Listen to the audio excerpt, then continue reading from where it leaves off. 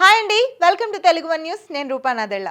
చేసిన తప్పు కప్పిపుచ్చుకోవడానికి ఎంత బుకాయించినా నిజం నోటి వెంట తన్నుకు రాక తప్పదు. బీఆర్ఎస్ కార్యనిర్వాహక అధ్యక్షుడు మాజీ మంత్రి కేటీఆర్ విషయంలోనూ అదే జరిగింది.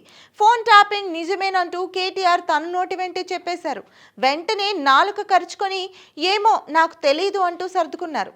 తెలంగాణలో గత కొన్ని రోజులుగా ఫోన్ ట్యాపింగ్ వ్యవహారంపై విస్తృత చర్చ జరుగుతోంది. సస్పెండ్ అయిన ఎస్ఐబి డీఎస్పీ ప్రణీత్ రావు ఫోన్ ట్యాపింగ్ వ్యవహారంలో A1గా ఉన్నారు.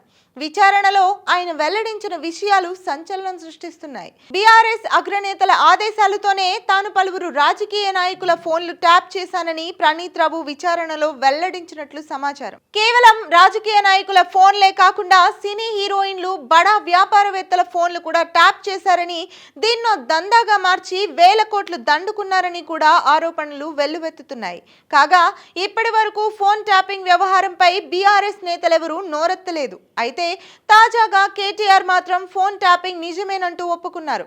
బుధవారం మార్చి 27 మల్కాజ్గిరి పార్లమెంటరీ సమావేశంలో మాట్లాడుతూ ఫోన్ ట్యాపింగ్ వ్యవహారంపై మాట్లాడారు.